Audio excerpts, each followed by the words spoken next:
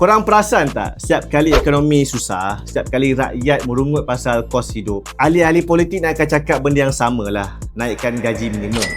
Nampak macam hero move lah kan.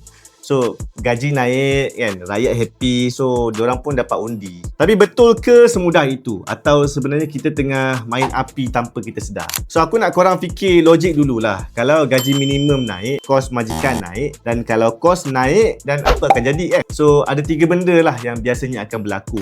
Yang pertama adalah kurangkan pekerja, dan yang kedua adalah kurangkan jam pekerja, dan ketiga naikkan harga barang. Okey, contoh yang tepat lah, yang paling real aku boleh bagi korang lah. Contohnya di Seattle, Amerika Syarikat pada tahun 2015 sampai ke 2016, diorang naikkan gaji minimum secara agresif. Kajian pada tahun 2022 ni mendapati yang bawanya ramai pekerja masih ada kerja, tapi jam kerja diorang ni berkurang. So maknanya apa? Maknanya gaji sejam naik, tapi total income tak semestinya naik banyak pun. So lagi satu kesan yang orang jarang bincang lah, majikan akan jadi lebih berhati-hati nak ambil pekerja baru. Low skill worker paling susah nak dapat peluang lah. Dan persoalannya kenapa kan? Sebab bila pekerja jadi mahal, risiko ambil pekerja baru pun akan jadi mahal. So ada kajian di China pula lah kata yang bahawa bila majikan kena bayar lebih, so mereka akan push pekerja lebih kuat dan pressure naik, tekanan naik dan pelaburan dalam syarikat tu makin berkurang. So malah ada juga bukti yang mengatakan bahawa kemalangan di tempat kerja ni pula pun makin meningkat. So yes,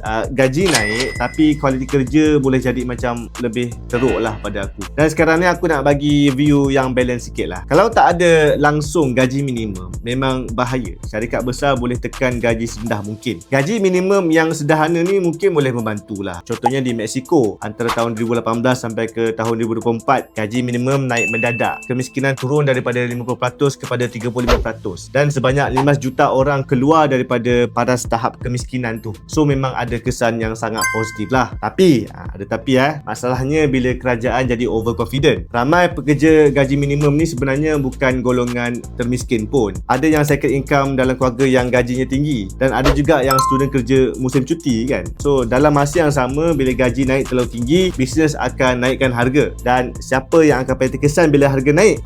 Golongan miskin jugalah jawapannya kan. So very irony kan. So sebab itulah ramai ahli ekonomi sekarang cakap gaji minimum ni sebenarnya adalah alat yang terlalu kasar lah. Dia bukan surgical tool lah. Dia macam penukul yang besar. So ada cara lain yang boleh kita buat dan lebih targeted. Contohnya macam in-work tax credit untuk bantu golongan berpendapatan rendah secara direct tanpa terlalu mengganggu struktur pekerjaan. Aku bukanlah nak kata jangan naikkan gaji minimum langsung kan, tapi aku nak korang fikir, adakah setiap kali kos sara hidup ni naik, jawapan automatik kita cuma naikkan gaji minimum lagi? Atau kita kena mula bincang dasar yang lebih bijak, ataupun lebih tepat kita punya sasaran? Dan sebab itulah kalau kita naikkan tanpa had, satu hari nanti bukan gaji je naik, pengangguran pun akan naik sekali. Dan kau rasa Malaysia patut terus naikkan lagi ke? Ataupun dah sampai masa untuk kita fikir cara lain?